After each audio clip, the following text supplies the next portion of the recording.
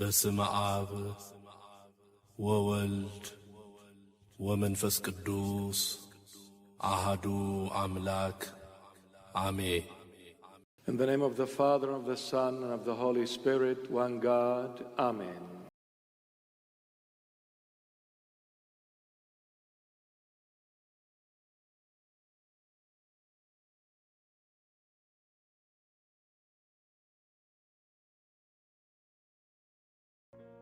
Chapter 39. Now Joseph had been taken down to Egypt. Potiphar, an Egyptian who was one of Pharaoh's officials, the captain of the guard, bought him from the Ishmaelites who had taken him there. The Lord was with Joseph, and he prospered, and he lived in the house of his Egyptian master. When his master saw that the Lord was with him, and that the Lord gave him success in everything he did, Joseph found favor in his eyes, and became his attendant. Potiphar put him in charge of his household, and he entrusted to his care everything he owned. From the time he put him in charge of his household and of all that he owned, the Lord blessed the household of the Egyptian because of Joseph. The blessing of the Lord was on everything Potiphar had, both in the house and in the field. So he left in Joseph's care everything he had. With Joseph in charge, he did not concern himself with anything except the food he ate. Now Joseph was well built and handsome, and after a while his master's wife took notice of Joseph and said, "Come to bed with me." But he refused. "With me in charge," he told her, "my master does not concern himself with anything in the house. Everything he owns he has entrusted to my care. No one is greater in this house than I am. My master has withheld nothing from me except you, because you are his wife. How then could I do such a wicked thing and sin against God?" And though she spoke to Joseph day after day, he refused to go to bed with her or even be with her. One day he went into the house to attend to his duties, and none of the household servants was inside. She caught him by his cloak and said, "Come to bed with me." But he left his cloak in her hand and ran out of the house. When she saw that he had left his cloak in her hand and had run out of the house, she called her household servants. "Look," she said to them, "this Hebrew has been brought to us to make sport of us. He came in here to sleep with me, but I screamed. When he heard me scream for help, he left his cloak beside me and ran out of the house." She kept his cloak beside her until his master came home. Then she told him this story.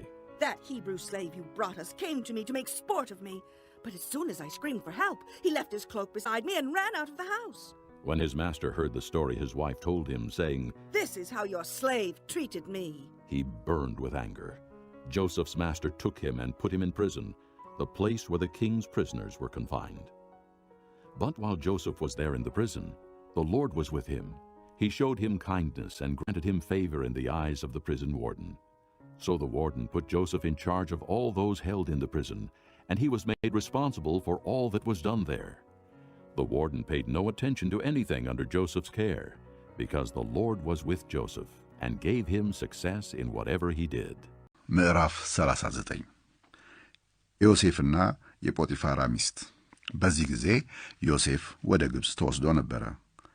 ከፈርዖን ሹማምንት አንዱ የሆነው የዘበኞች አለቃ ግብጻዊው ጶጢፋራ ወደዚያ ከወሰዱት ከእስማኤላውያን ነጋዴዎች እጅ ገዛው።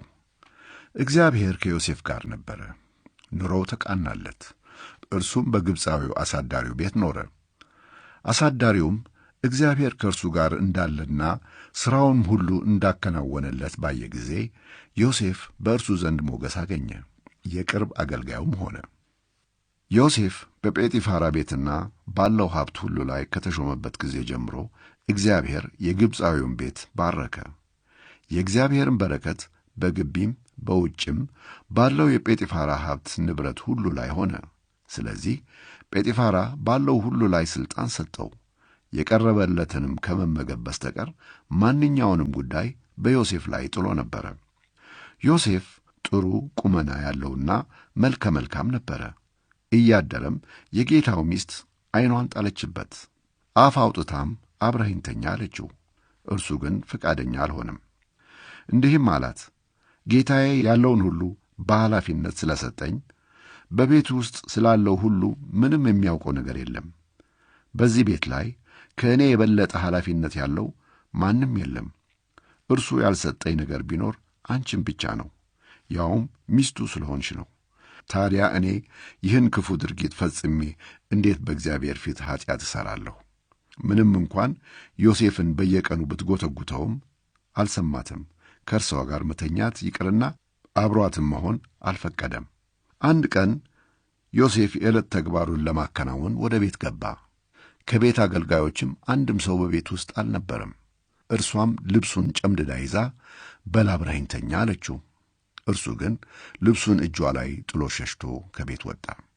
እርሷም ልብሱን እጇ ላይ ጥሎ ሸሽቶ መውጣቱን ባየች ጊዜ የቤት አገልጋዮችን ጠራች፣ እንዲህም አለቻቸው፣ አያችሁ፣ ለካስ ይህ ዕብራዊ የመጣው መሳለቂያ ሊያደርገን ኖሯል።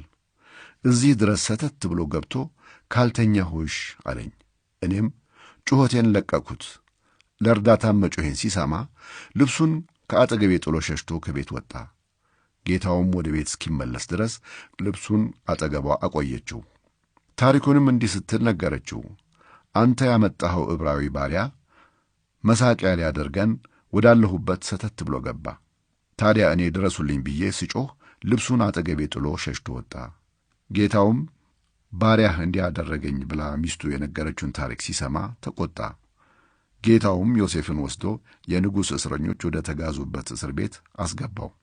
ይሁን እንጂ ዮሴፍ እዚያ እስር ቤት ባለበት ጊዜ ሁሉ እግዚአብሔር ከእርሱ ጋር ነበረ፣ ቸርነቱንም አበዛለት። በወህኒ አዛዡም ዘንድ ሞገስን ሰጠው። ስለዚህ የወህኒው አዛዥ ዮሴፍን የእስረኞች ሁሉ አለቃ አደረገው፣ በእስር ቤቱ ላለውም ነገር ሁሉ ኃላፊ ሆነ። እግዚአብሔር ከዮሴፍ ጋር ሆኖ ሥራውን ሁሉ ያሳካለት ስለነበረ የወህኒ ቤቱ አዛዥ በዮሴፍ ኃላፊነት ስር ስላለው ስለ ማንኛውም ጉዳይ ሐሳብ አይገባውም ነበረ።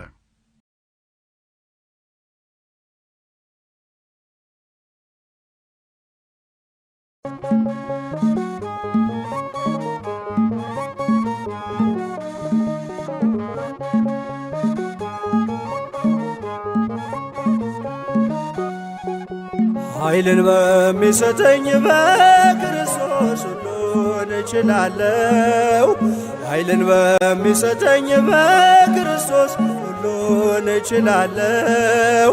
መከራም ቢገጥመኝ ለበጎ ነው ብዬ አልፋለሁ።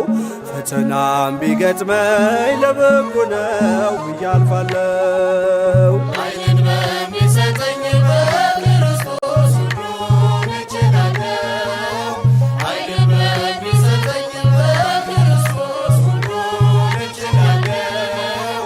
መከራ ቢገጥመኝ ለበጎ ነው ብዬ አልፋለሁ። ፈተና ቢገጥመኝ ለበጎ ነው ብዬ አልፋለሁ። በሰንሰለት አስረው በወህኒ ቤት ጥሉኝ፣ መከራን አብዝተው እጅግ ቢያስጨንቁኝ፣ ለበጎ ነው ብዬ ተስፋ አድርጌ አለው። ይሁን አንተ ያልከው እገዛልሃለሁ። ኃይልን በሚሰጠኝ በክርስቶስ ሁሉን እችላለሁ። ኃይልን በሚሰጠኝ በክርስቶስ ሁሉን እችላለሁ። መከራ ቢገጥመኝ ለበጎ ነው ብዬ አልፋለሁ። ፈተና ቢገጥመኝ ለበጎ ነው ብዬ አልፋለሁ። በመከራው ጽናት ጉልበቴ ደከመ፣ ትካዜ ከቦኛል ተስፋዬም ጨለመ። ነገር ቢሆን ባይሆን አንተን እንዳከብር አድለኝ በጸጋ ጌታዬ አንተን ፍቅር። ኃይልን በሚሰጠኝ በክርስቶስ ሁሉን እችላለሁ። ኃይልን በሚሰጠኝ በክርስቶስ ሁሉን እችላለሁ። መከራ ቢገጥመኝ ለበጎ ነው ብዬ አልፋለሁ። ፈተና ቢገጥመኝ ለበጎ ነው ብዬ አልፋለሁ። ከሀገር ወጥቼ በዱር መሰደዴ፣ ከባዕዳን አገር ርቄ መሄዴ ለበጎ ነውና መቼ ይከፋኛል ፈጽሞ እንዳልጠፋ ክንድህ ይዘኛል ኃይልን